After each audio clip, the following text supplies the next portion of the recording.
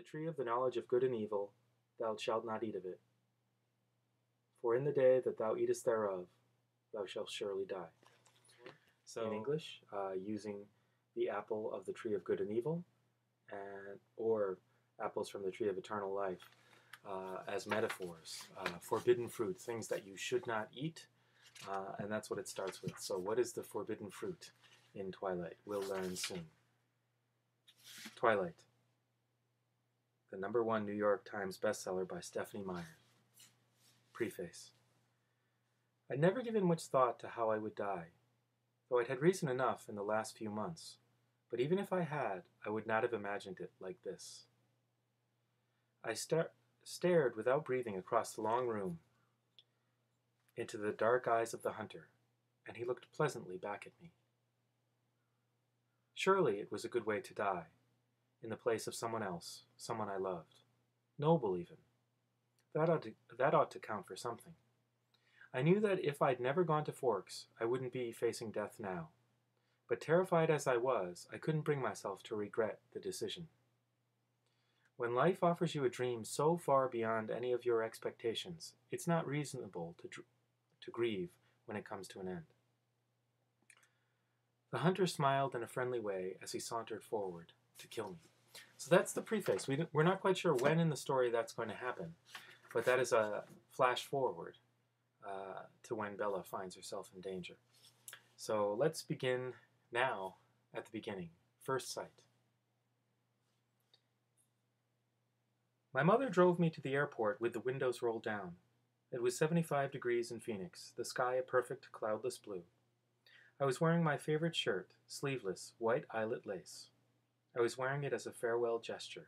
My carry-on item was a parka. In the Olympic Peninsula of northwest Washington State, a small town named Forks exists under a near-constant cover of clouds. It rains on this inconsequential town more than any other place in the United States of America.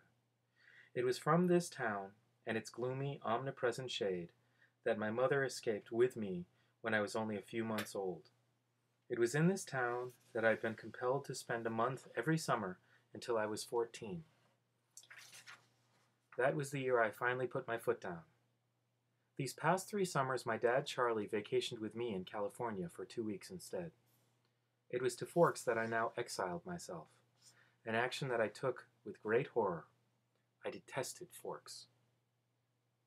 I loved Phoenix. I loved the sun and the blistering heat. I loved the vigorous, sprawling city. Bella, my mom said to me, the last of 1,000 times, before I got on the plane, you don't have to do this. My mom looks like me, except with short hair and laugh lines. I felt a spasm of panic. I stared at her wild, childlike eyes. Her wide, childlike eyes. Maybe they're wild. How could I leave my loving, erratic, harebrained mother to fend for herself? Of course she had Phil now, so the bills would probably get paid. There would be food in the refrigerator, gas in her car, and someone to call when she got lost. But still. I want to go, I lied. I'd always been a bad liar. But I'd been saying this lie so frequently, lately, that it sounded almost convincing now. Tell Charlie I said hi. I will. I'll see you soon, she insisted. You can come home whenever you want. I'll come right back as soon as you need me. But I could see the sacrifice in her eyes behind the promise. Don't worry about me, I urged. It'll be great. I love you, Mom. She hugged me tightly for a minute, and then I got on the plane, and she was gone. It's a 4-hour flight from Phoenix to Seattle, another hour in a small plane up to Port Angeles, and then an hour drive back down to Forks. Flying doesn't bother me. The hour in the car with Charlie, though, I was a little worried about. Charlie had really been fairly nice about the whole thing. He seemed genuinely pleased that I was coming to live with him for the first time with any degree of permanence. He'd already gotten me registered for high school and was going to help me get a car. But it was sure to be awkward with Charlie. Neither of us was what you'd call verbose, and I didn't know what there was to say regardless. I knew he was more than a little confused by my decision. Like my mother before me, I hadn't made a secret of my distaste for Forks. When I landed in Port Angeles, it was raining. I didn't see it as an omen, just unavoidable. I'd already said my goodbyes to the sun. Charlie was waiting for me with the cruiser. This was expecting. This I was expecting too. Charlie is Police Chief Swan to the good people of Forks. My primary motivation behind buying a car, despite the scarcity of my funds, was that I refused to be driven around town in a car with red and blue lights on top. Nothing slows down traffic like a cop. Charlie gave me an awkward one-armed hug when I stumbled my way off the plane. "It's good to see you, Bells," he said, smiling as automatically smiling as he automatically caught and steadied me. "You haven't changed much. How's Renee?" "Mom's fine. It's good to see you too, Dad." I wasn't allowed to call him Charlie to his face. I only had a few bags. Most of my Arizona clothes were too permeable for Washington. My mom and I had pooled our resources to supplement my winter wardrobe, but it was still scanty. It all fit easily into the trunk of the cruiser. I found a good car for you, really cheap," he announced when we were strapped in. "What kind of car?" I was suspicious of the way he said "good car for you" as opposed to just "good car." "Well, it's a truck actually, a Chevy." "Where did you find it?" "Do you remember Billy Black down at La Push?"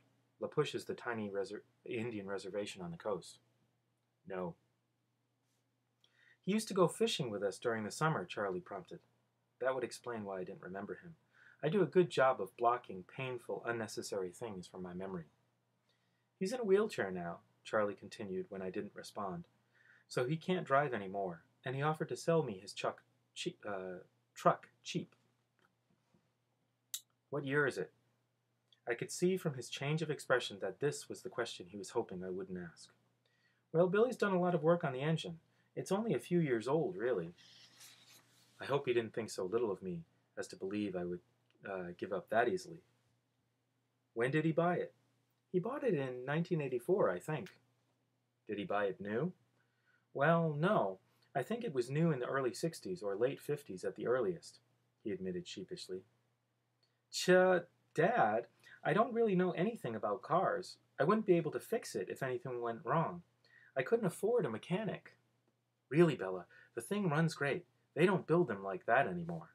The Thing, I thought to myself. It had possibilities as a nickname at the very least. "How cheap is cheap?" After all, that was the part I couldn't compromise on. "Well, honey, I kind of already bought it for you as a homecoming gift." Charlie peeked sideways at me with a hopeful expression. "Wow, free." "You didn't need to do that, Dad. I was going to buy myself a car." "I don't mind. I want you to be happy here." He was looking ahead at the road when he said this. Charlie wasn't comfortable with expressing his emotions out loud. I inherited that from him. So I was looking straight ahead as I responded. "That's really nice, Dad. Thanks. I really appreciate it." No need to add that my being happy in Forks is an impossibility. He didn't need to suffer along with me, and I never look a free truck in the mouth, or engine. "Well, now, you're welcome," he mumbled, embarrassed by my thanks. We exchanged a few more comments on the weather, which was wet, and that was pretty much it for conversation. We stared out the windows in silence.